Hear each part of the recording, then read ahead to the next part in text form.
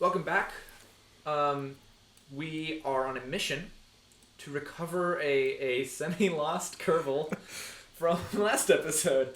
Wait, did we bring the second pilot back? I just reverted Okay, that flight. okay. I just said it's fine. That plane had more than enough fuel to launch and put itself back. He would have been fine. He was a trained pilot. Yeah. Who's on this one? Because we don't want to fill up this because we need space. Yeah. So let's remove everyone except for perhaps a good pilot. Let's put Orig, the one who had piloted previously the recovery jet system, which we have recently renamed to the Recover Rocky system. Bring back our curbs. Hashtag bring back our curbs. Remember in the chat, put bring back our curbs. So we were talking about the complexities of rooting for anyone in the Cold War. It's real hard to do. It's just the worst. And I think we're about to bring in some incidents that the Soviets had. Yeah. Yeah. So in '67, things were a little rough for the Soviet space program. They kind of fell behind. They weren't really where they wanted to be at that moment. They kind of needed a win, and they had been working on a new model, a new spaceflight vehicle to carry cosmonauts. They had previously, I think they had previously been using the Voskhod. Vostok, yeah. Voskhod was a different thing entirely. Pretty sure it was a thing though. It very easily could have been. Yeah. I'm going to quickly revert this flight to launch because I started launching in the wrong direction. Heck yeah. So they were using Vostok, and they were developing a new one called Soyuz. Soyuz in a form is still used today. It's been updated. It's been modernized. We're using the fourth generation of Soyuz. Yeah, we're using and the Soyuz is currently how you get to the ISS. It's currently the only way. Yeah, the crude way. Yes, the only crude manner of getting to the ISS. As in not as in rudimentary, but as in you put people on there. Yeah. Yes. So this isn't to say that Soyuz was a project that didn't have any potential or anything like that. It certainly did. But as of April 1967, it wasn't there. And the Soviets knew that it wasn't there, but they kind of needed the win. They elected that they were going to do it anyway. Oh, no. That's not what we wanted to happen there. That's not what we wanted to happen there. They elected they were going to launch it anyway. And so they took one of their sort of tried and tested cosmonauts, Vladimir Komarov. And Komarov was selected to fly Soyuz 1. This was supposed to be a kind of complex mission. They were actually going to launch two Soyuz. They were going to do an orbital rendezvous, crew exchange, and they were going to come back down together. The second one, what was going to be Soyuz 2, didn't ever become Soyuz 2. Ended up it was going to have 3 people, and 2 it ended up being canceled due to thunderstorms. And that ends up probably having been a very good thing because of what happened with Soyuz 1. Like I said, everyone knew that Soyuz wasn't ready. It was technologically buggy. Things weren't where they needed to be to safely fly people. I say safely, there's always some risk, but they weren't where we wanted things to be for flying people. But they were going to do it anyway. Vladimir Korolev knew that this was a really bad, dangerous mission. And at least part of the reason why he undertook it anyway is because his backup pilot... The Soviets were going to fly no matter what. His backup pilot was Yuri Gagarin. You might know that name. Yeah, the first man in space. It would have been a really bad scene to lose the first person to ever enter space for a reason like launching a rocket that wasn't ready, and it wasn't ready. They launched it. It went up. It was a successful launch. But on the way back down, they started losing control. Komarov took some pretty heroic actions. Was pretty close to actually getting it back under control, but there was a parachute malfunction, and it crashed into the ground, and Komarov was killed. And we bring this up because the Soviet Union was well aware at this point that their rocket wasn't ready to fly, and they did it anyway. Komarov was the first in-flight death in spaceflight. There were, of course, other deaths involved in spaceflight, in launches, but... We mentioned the Apollo 1 before. Yeah, but Komarov was the first time we had gotten off the ground and didn't ever safely come back to it. There were, of course, there have in the history been others, but he died because the Soviets felt like they needed a win and launched a rocket that wasn't ready to fly. I mentioned we talked before about the publicity of NASA versus the obscurity of the Russian program, and I feel like this is a key part of it because we emphasize that the Russians felt like they needed a win, and I feel like this is part of why it was public. Right. And another part being that they had gotten it into space. If you already have a policy of not being, let's say, as public with your space launches, then maybe if it doesn't get into space, you don't need to be as public about that. But this got into space, and they were public about it, and so we know all the details of it, as much as we would know from a NASA failure. Yeah. Because they needed this to be public. Right. And this exposure is something that we've studied rocketry and the history of it. This is part of why we're doing this. I feel like you may have gathered that from the past few episodes. Rocketry's cool, folks. It's cool. Not a spotless history, but it's cool. Whee! Let's hope I can bring our Kerb home. I think I should be able to land it this time. What's your plan for recovering the landing vehicle? So at the top here, if I land and I'm at 0 meters per second, I can just hit recover vehicle, and anyone who's in there. So this is more for the theatrics. Gotcha. Than anything else. And let's see. We're actually going to get a little bit further than that, and then cut off. And this will also let us do some cool things like point normal. I want to make sure that normal is the correct direction. Normal is not the correct direction. We want to go anti-normal in this case. So pointing what looks to be up from here. I'm going to launch that way just a little bit. Just a little. And you see our course corrected upwards that way. But this exposure to the light is something that we don't know a lot in the Russian program. They didn't number or name their unsuccessful launches. Rockets. We don't know.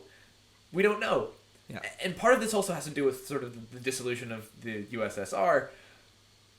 There's a lot of things that you can sort of politically sweep under a rug if your country doesn't exist anymore. But that also is a bit of a perhaps a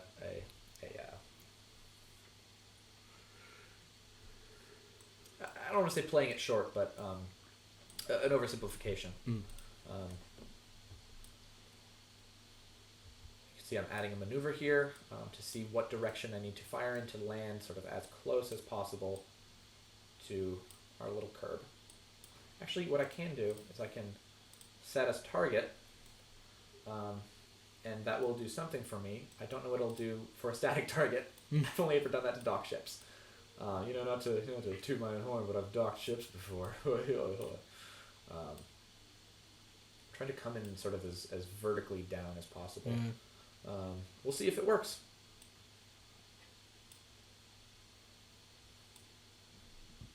Yeah, I had it more correct before. I'm about to pass this maneuver. Give me a moment. I'll get. Okay, fine. I'll get to it in a moment.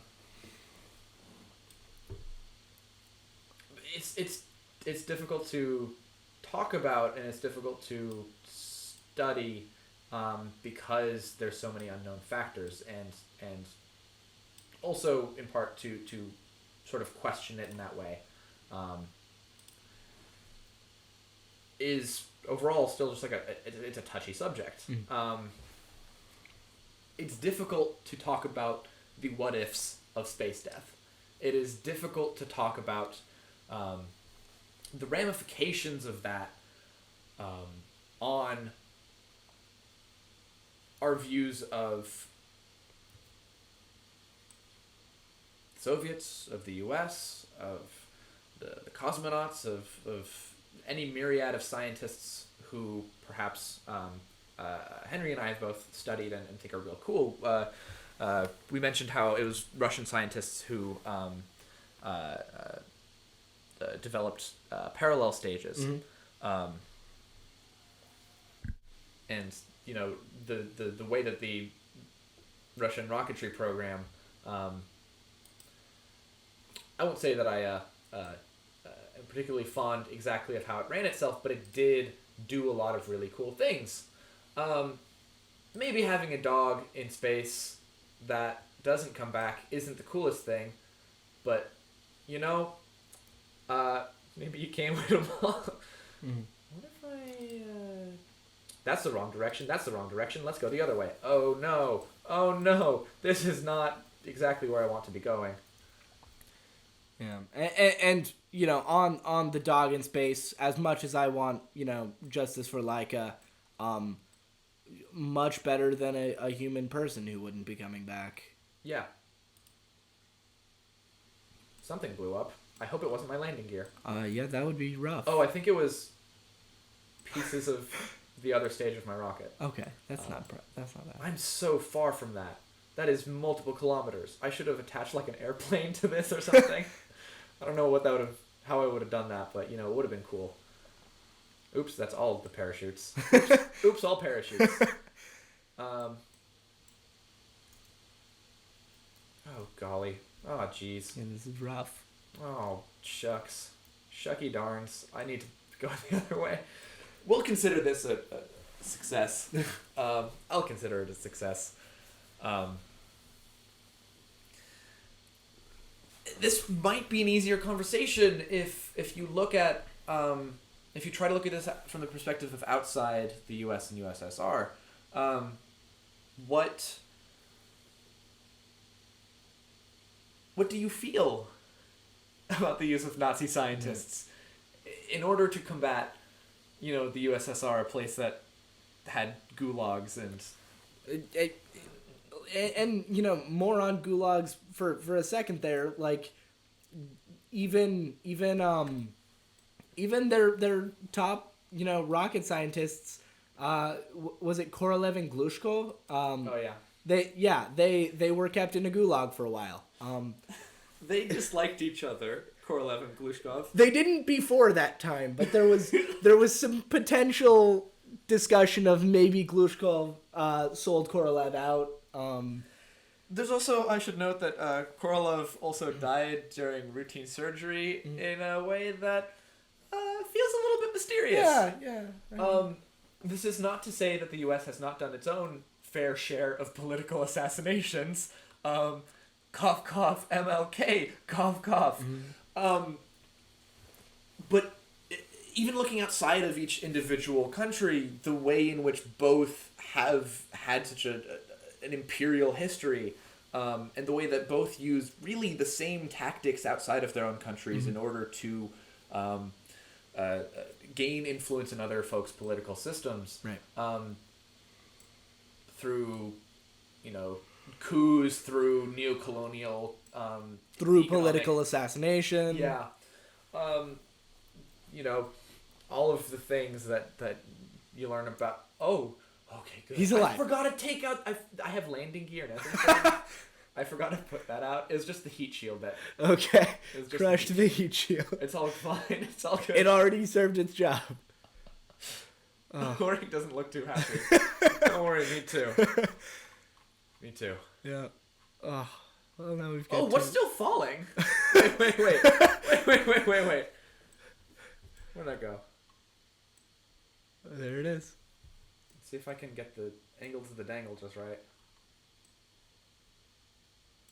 Just a little bit further out. Okay.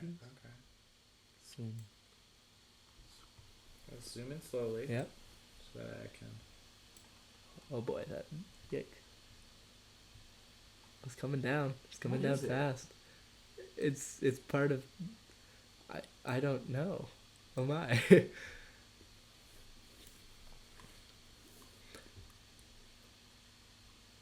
16.9, nice.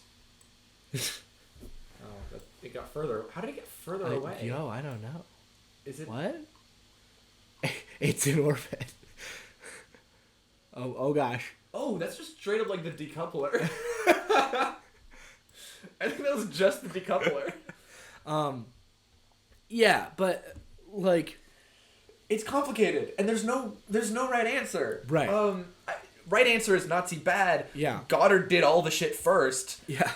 We just need to nurture our own Goddards as opposed to having Nazis say that science looks good. Yeah.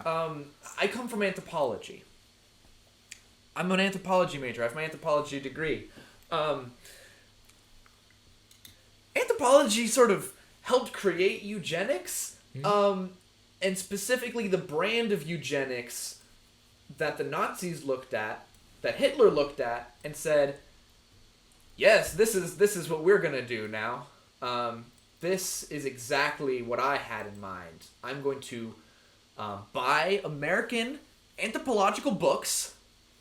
I am going to modify them a lot less than you would think, and this will be the basis for my political platform, for my concentration camps, for the Holocaust." As an anthropologist, I still have to deal with that history. And the ways in which I am responsible for that, and the ways in which anthropology has intentionally moved away from that, clearly, I want a brief note. The father of American anthropology, Franz Boas, was a German, what modern day probably would have been Poland, a Jew who left for obvious reasons, and helped usher in the age against that. Foster your marginalized folks. Foster people in places where you don't have to be ashamed of where they come from. Not as in the way that I would say that might be used to ill effect. I can imagine someone saying that and following that with a sentence, "So don't build a school in Angola." Is Angola still a country? Yes, it is.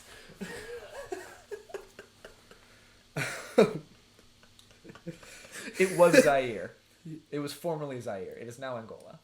Yeah, Zaire was also Democrat. No, Zaire was Angola versus Zaire was a war that is I'm thinking about that is it deals with the history of U.S. coup versus USSR coup and it's all messy. Shoot, looking it up. But foster the voices where you won't be ashamed of where they come from is I think one of the big takeaways of this.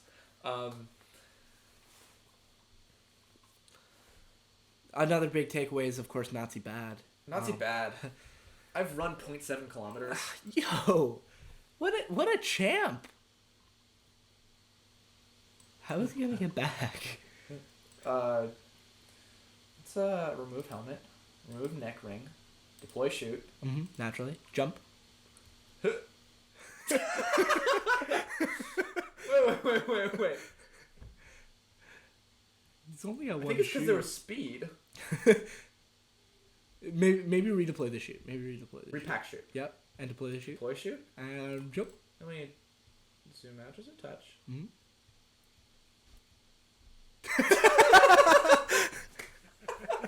Is this what free base jumping is? Naturally. I just like the idea of little Orig here just turning around going, oh, and then shoving the parachute back in the back, very carefully pushing it back. Yeah. Good. Yeah. So it's a scarred history, rocket science, and it involves way more Nazis than anyone wants. One of my favorite pieces of media. This is our slightly long end episode. We got to end on a big hurrah. Absolutely. One of my favorite pieces of media is the Studio Ghibli movie The Wind Rises, which deals with the World War II Japanese creation of the Zero Fighter. Right. And it follows an airplane engineer who just wants to build beautiful airplanes, but is doing so in a political situation in which the only way to do that is to then make fighter planes. And he wrestles throughout the movie as to this just looks like a beautiful screensaver. It's just the streaks going by. Wrestles with essentially the ethics of that. Can you consider it okay to make beautiful things if those beautiful things you know are certain will hurt people? Yeah. And how do you as an individual, what responsibility do you have as an individual to both make sure that you feel fulfilled in yourself, but also fight the bad? What can you do in the face of fascism in that way? A really important line to me is where while dreaming with his hero, the Italian Caproni, Caproni says to him, "Would you rather live in a world with pyramids or without?" I think the movie decides that it would rather live with pyramids.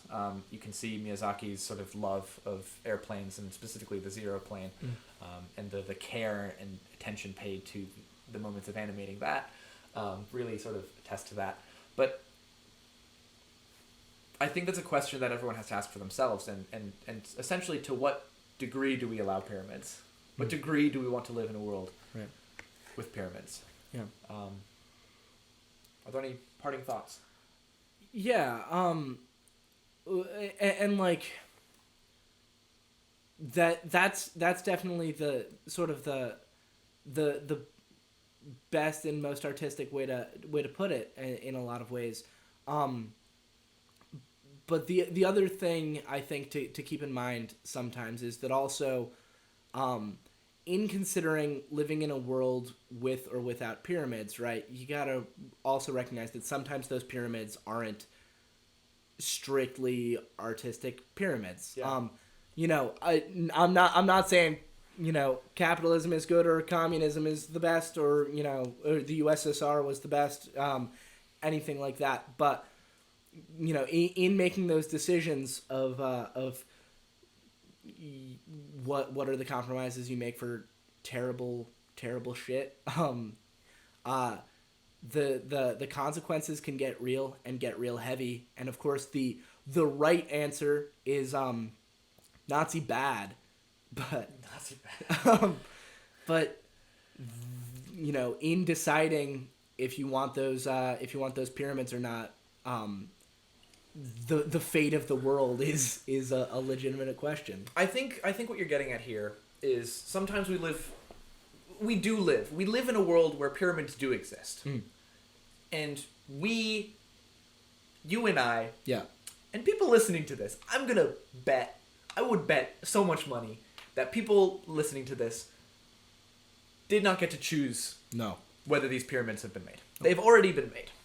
We can look back and assess and say what ifs. but it is also what we do with that. Yep. And understanding that the pyramids already exist, but that doesn't mean that the history of their creation is entirely gone. As we mentioned before, we have the space shuttle, which is heavily compromised largely because of AAF. That's the acronym, right? USAF. USAF. Design pieces that they wanted in order to further military goals. Imperialism bad. Yeah. Nazi bad. It's just complicated. Yeah, and we're left of course with the really complicated and sometimes unsatisfying answer of Nazi bad, and never good to say Nazi not bad, and additionally, if we're to build a situation in which we can comfortably live with the pyramids that we have, right? We got to make sure that we're progressing in a really intentional way that we're going to be able to look positively at. When you let trash pile up, there are going to be problems with trash. And the pyramids we've got are the pyramids we're stuck with. I mean, stuck with is a difficult term. That's a discussion for another time. We can't undo the history. We can't undo the history. And we have to recognize that the history is a part of the current situation, even in something that feels as divorced as NASA, and something, especially when you have pieces like the ISS, right, and international cooperation. Yeah. What pieces of that still hold the history? Yeah. And you've got to learn from the pyramids that we've built in order to not replicate the terrible things that come with the history. Listeners, viewers, audience, you have had weeks probably to contemplate this if you've been watching this as it uploads, or years if you have not been watching it as it uploads and just watched the first one and then waited a few years. We've been sitting here for a couple hours. Yeah. So hopefully spitting off the dome. Yeah. My hope is that especially in the comment section and also hopefully in the Let's Play Discord, donate to our Patreon to join that. These are the kinds of conversations with currently no answers that I want to see continue. And the kinds of conversations that really I would love to see, if just so that way I can help have some answers for myself. This little dude in a spacesuit has now run several kilometers. Good one. Just a really good pilot. Oh, you're right. He's a pilot. I think on that note,